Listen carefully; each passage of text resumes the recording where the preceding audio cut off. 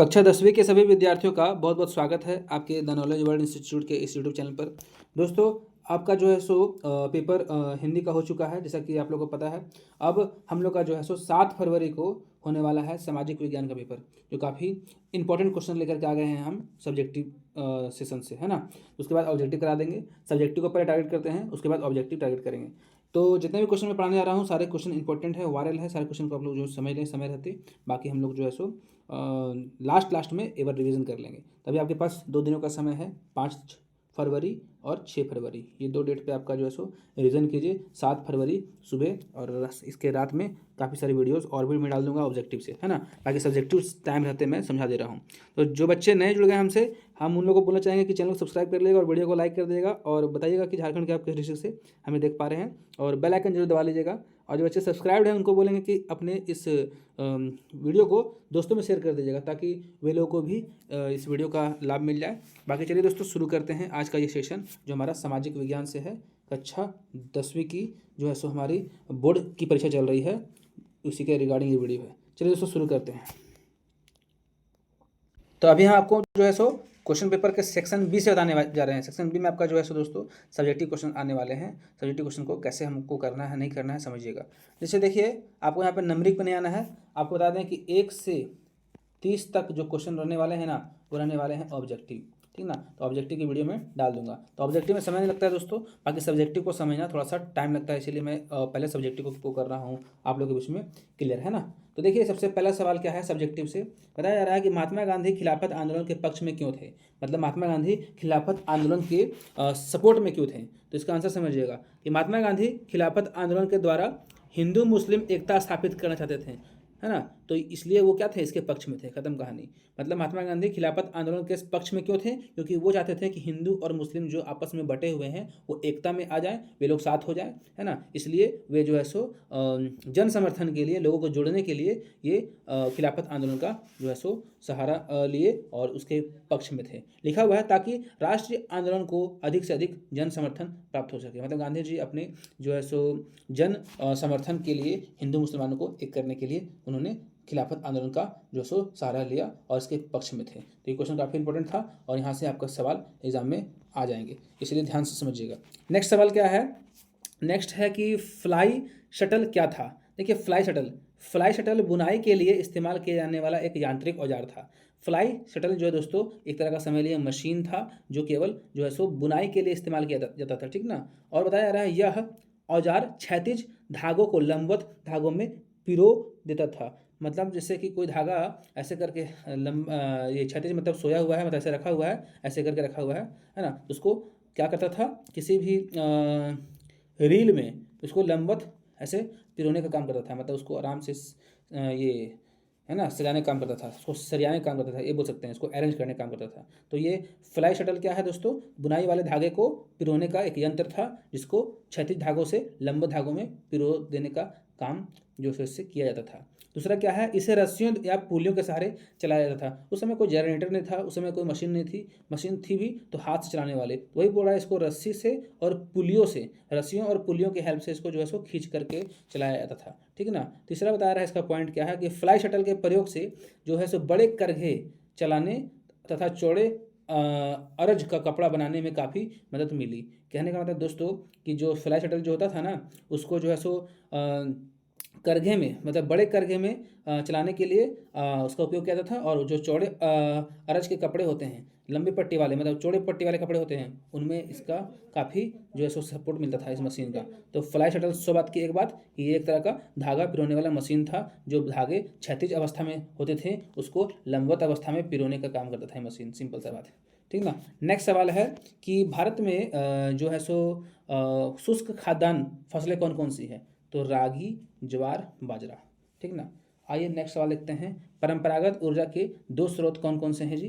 तो कोयला, पेट्रोलियम और परमाणु ऊर्जा और प्राकृतिक गैस। देखिए, कई बार पूछता है कि परंपरागत ऊर्जा से आप क्या समझते हैं। देखिए, मैं कुछ क्वेश्चन के साथ साथ इंपॉर्टेंट चीज़ें बताऊंगा, आप लोग सुनने का प्रयास कीजिएगा, सुन के याद हो जाएगा।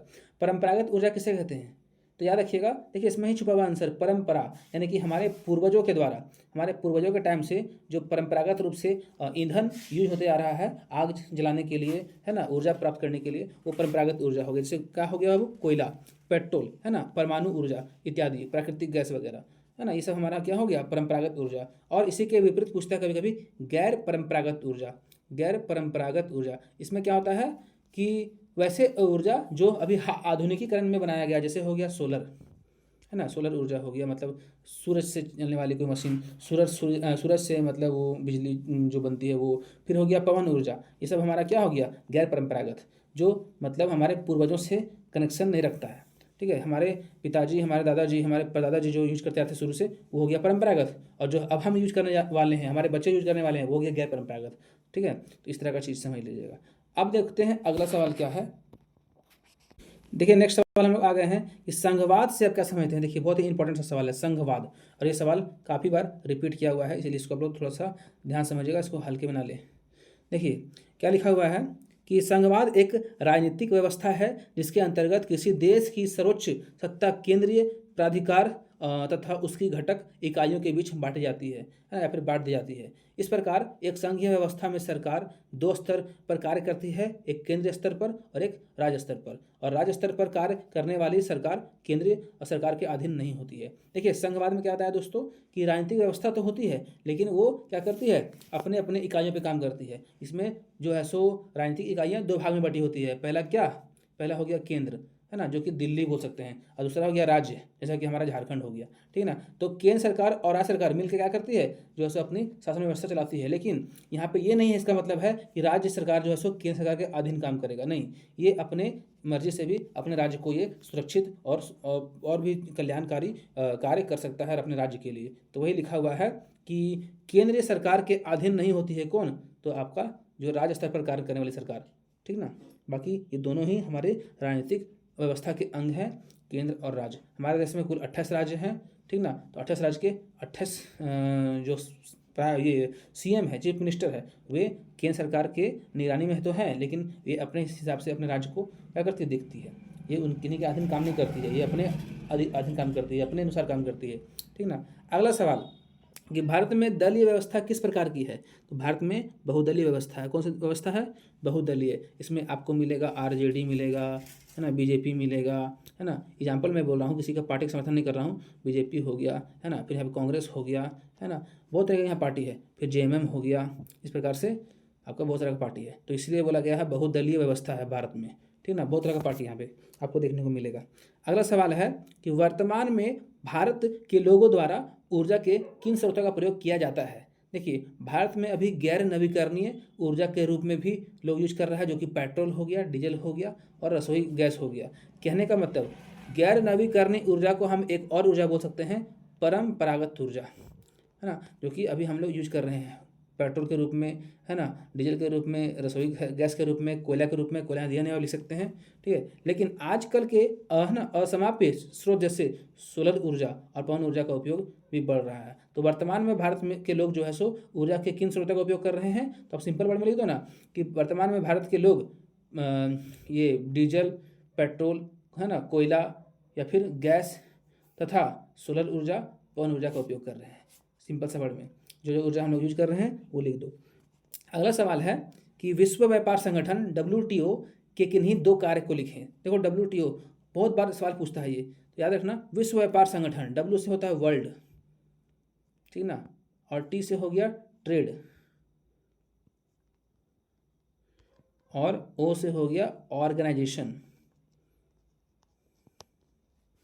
है ना, ऑर्गेनाइजेशन, तो वर्ल्ड ट्रेड ऑर्गेनाइजेशन। तो वही बोला गया हिंदी में विश्व व्यापार संगठन अंतर्राष्ट्रीय बाजार से संबंधित नियमों का निर्धारण करता है तथा विभिन्न देशों के द्वारा इन नियमों के अनुपालन पर नजर रखता है। मतलब WTO क्या करता है दोस्तों, ये देश भर के जितने भी यहाँ पे व्यापारिक संगठन है, मतलब बिजनेस करने वाला संगठन है, उस पर ये क्या करता है, नियम का निर्धारण करता है कि कैसे बिजनेस करना है, नहीं करना है, किस प्रकार का वस्तु बेचना है, नहीं बेचना है, उस पर ध्यान रखता है ये। और इस संगठन का कार्य विश्व के देशों के बीच अंतर्राष्ट्रीय व्यापार को इस प्रकार संचालित करना है कि उसमें समानता हो, खुलापन हो और वह बिना किसी भेदभाव के हो। कहने का मतलब अगर आप विश्व के देशों में अपने बाजार को ले जाना चाहते हैं, हैं। विश्व मतलब हो गया जापान हो गया, चाइना हो गया, पाकिस्तान हो गया, नेपाल हो गया, है ना, इन सभी देशों में अपना प्रोडक्ट अपना वस्तु बेचना चाहते हैं तो आप है सो आराम से खुलेपन और समानता के साथ बेच सकते हैं, कोई आपका भेदभाव यहाँ नहीं करेगा, है ना। ये WTO नज़र रखता है। तो वर्ल्ड ट्रेड ऑर्गेनाइजेशन, विश्व व्यापार संगठन क्या करता है, एक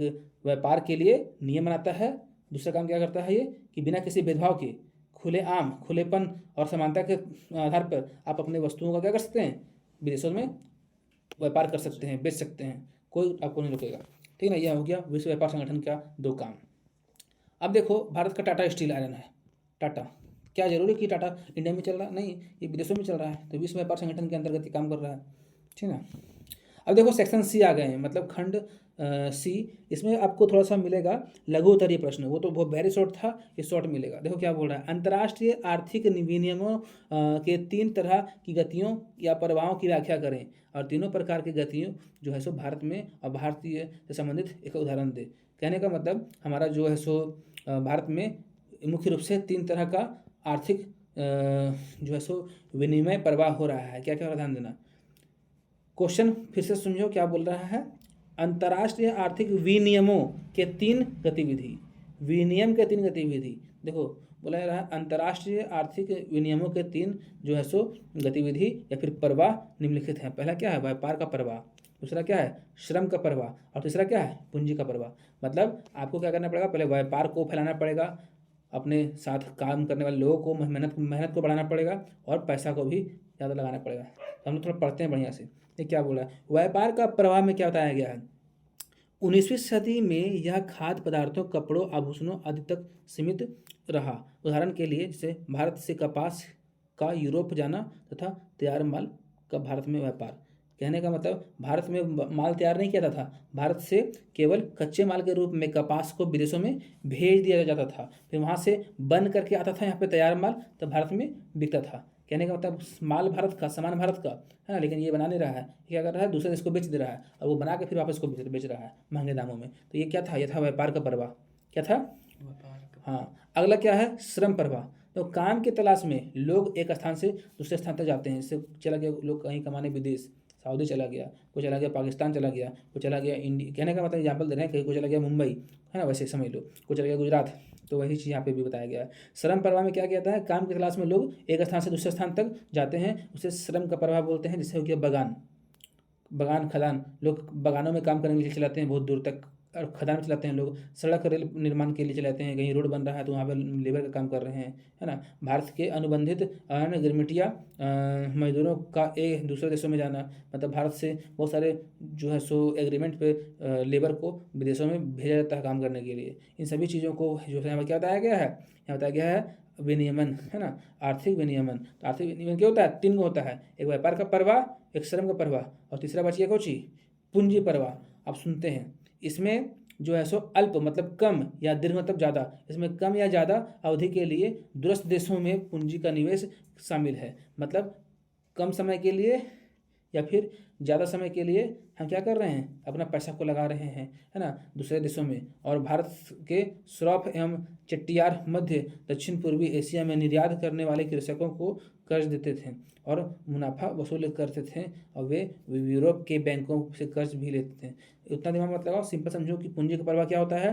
तो इसमें क्या होता है, कम समय के लिए या फिर ज़्यादा समय के लिए हम लोग जो दूसरे देशों में पूंजी का निवेश करते हैं, है ना। जैसे एग्जाम्पल लेते हैं, मान लो कि कुछ दिन पहले आया था ट्रेजरी निफ्टी, लोग क्या करता था, उसमें पैसा लगा रहा था 10,000 रुपया, 15,000 रुपया, पैसा डबल करने के लिए लोग 10,000 रुपये लगाया और एक महीना में हो जाता था 20,000। तो ये सब क्या कर रहा है, लोग ये इन्वेस्टमेंट कर रहा है विदेश में दूसरे कंपनियों में। तो मेरा कहना यहाँ पे समझाना आपका सिंपल है कि कम समय के लिए हो या फिर लंबे समय के लिए हो, अगर आप दूसरे देश में पूंजी निवेश कर रहे हैं, दूसरे देश को पैसा दे रहे हैं, ऑनलाइन चाहे ऑफलाइन, है ना, वो आपको क्या कर रहा है, बदले में कुछ दे रहा है, तो पूंजी का प्रवाह हो रहा है, ठीक ना। आदमी कर्जा पे लगाता है ना पैसा, वैसे विदेशों में पैसा लगाता है। अभी भी लोग क्या करता है, म्यूचुअल फंड में पैसा लगाता है। लोग क्या करता है कि शेयर मार्केट में अपना पैसा इन्वेस्ट करता है और विदेश में उसका पैसा डबल ट्रिपल होता है, फिर ये कमाता है वापस, ये भी, है ना, ऐसे चलता है शेयर मार्केट। चलो आगे बढ़ते हैं। तो ये 3 प्रवाह याद रखना, व्यापार का प्रवाह, श्रम का प्रवाह, पूंजी का प्रवाह। अगला क्या है कि विश्वव्यापी महामंदी जो है सो भारत पर क्या प्रभाव पड़ा। विश्वव्यापी महामंदी का मतलब विश्वव्यापी आर्थिक महामंदी का भारत पर क्या प्रभाव पड़ा। जब ये महामंदी आई थी तो भारत पे क्या प्रभाव पड़ा था, सुनिएगा। बोल रहा है कि विश्वव्यापी आर्थिक महामंदी के भारत पर निम्नलिखित प्रभाव पड़े। 1928 से 1934 ईस्वी के बीच भारत का आयात निर्यात घटकर आधा हो गया। हाँ, भारत में सामान आना और यहाँ से ले आना सब घट के आधा हो गया, क्योंकि युद्ध हो रहा था ना विदेशों में। जब युद्ध हो रहा था तो लोग कौन सामान खरीदेगा, है ना। तो मार्केट बंद हो भी करेगा। दूसरा क्या है, कृषि उत्पादों की कीमत में कमी हो गया, है ना। किसानों और काश्तकारों को काफ़ी नुकसान उठाना पड़ा और फिर भी सरकार ने लगान में छूट अथवा माफ़ी की घोषणा नहीं की। कहने का मतलब जो भी किसान लोग यहाँ पे अपने दाल चावल गेहूँ जो बोल सकते हो उगाए थे, है ना, उनका काफ़ी ज़्यादा क्या हो गया, कीमत मतलब में कमी आ गया। मतलब विदेश कोई खरीद ही नहीं रहा है। अब ये लोग जो आलू चावल दाल उगाया है वो तो ख़राब हो जाएगा, नहीं बेचेगा तो, इसलिए उन्होंने क्या किया, कीमत गिरा करके बेचना शुरू कर दिया, जिससे क्या हुआ, इनको बहुत सारा नुकसान सहना पड़ा। और बाद में इतना प्रॉब्लम होने के बाद भी जो है सो यहाँ सरकार इन लोगों के लिए टैक्स माफ़ नहीं किया। सवाल नंबर यही चल रहा है ना, इसका हम लोग पढ़ेंगे तीसरा पॉइंट। तो क्या बोला जा रहा है, 1929 की महामंदी के कारण विश्व भर में औद्योगिक उत्पादन में भारी कमी हो गई। मतलब विदेश आपस में लड़ रहा था, तो यहाँ पे क्या हो गया, उत्पादन में कमी हो गया। और इसके कारण जूट की बोरियों की मांग बहुत घट गई और तथा पटसन की कीमतें में 60% की कमी हो गई। और इससे पटसन उगाने वाले किसानों की स्थिति अत्यंत खराब हो गई और वह कर्ज में डूब गए। कहने का मतलब 1929 की महामंदी में क्या हो गया कि 60% से जो है ना कीमत गिर गया था हर चीज़ का, पटसन और यहाँ पे क्या था, जूट का बोरी। भारत में जूट उगता है। जूट मतलब होता है वो, नहीं देखते ना, नारियल का रस्सी वो। तो यहाँ पे बहुत ज़्यादा यहाँ पे उसका उत्पादन किया जाता है और उससे बहुत तरह का बनाया जाता है बोरा वगैरह, और बहुत मजबूत होता है वो। उसको विदेशों में यहाँ से बना के बेचा जाता था। तो वो सब चीज़ यहाँ बताया जा रहा है कि यहाँ पे कमी आ गया था, 60% से भी ज़्यादा यहाँ पे कीमत गिर गया था हर चीज़ का, ठीक ना। अलग अलग देश में युद्ध होगा ना तो सामान का रेट कम हो जाएगा, क्योंकि खरीदने से कोई बच भी नहीं किया कर रहा है, कौन खरीदेगा। अब लोग निकल ही नहीं रहा मार्केट में, तो क्या करेगा लोग, युद्ध के कारण, लड़ाई के कारण लोग मार्केट में निकल नहीं रहा है, तो सामान खरीदेगा नहीं खरीदेगा, तो इससे क्या होगा, दाम कम हो जाता है। अगला इसमें पॉइंट है कि मंदी के दौरान भारत में जो सोना का निर्यात करने लगा और ब्रिटेन की आर्थिक दशा में सुधार का कारण सिद्ध हो गया। मतलब मंदी के दौरान भारत सोने का निर्यात करने लगा, मतलब भारत क्या किया, सोना को ज़्यादा बेचने लगा, जिससे क्या हो गया कि ब्रिटेन की आर्थिक स्थिति सुधर गई। ब्रिटेन जानने लगा कि हमको सोना मिल रहा है, इंडिया से खरीद लो, सोना बहुत महंगा मिलता है, अगर ये 2 रुपये में बेच रहा है तो हम उसको 2 लाख में बेचेंगे। ऐसे करके क्या किया, वो खरीद लिया और फिर अपना आर्थिक स्थिति सुधार लिया। मतलब जो युद्ध में जितना भी उसका नुकसान हुआ था सुधार लिया धीरे धीरे ब्रिटेन, है ना। यानी कि हमारा सोना से वो अपना घर संवार लिया। अब कीमतों में भारी कमी के बावजूद हर चीज़ का कीमत गिर गया था, बावजूद भी, है ना, वेतनभोगी कर्मचारियों की स्थिति ठीक रही क्योंकि उनकी आय निश्चित थी। मतलब यहाँ पे क्या हुआ था कि युद्ध चल रहा था, कीमत में कमी आ गया, फिर भी जो भी कर्मचारी थे काम करने वाले, जिसको सैलरी मिलता था, जो ब्रिटिश सरकार के अंदर काम कर रहे थे, उनको भी पैसा नहीं काटा गया, उनको पैसा निश्चित रूप से मिल रहा था, उनको कोई दिक्कत नहीं था।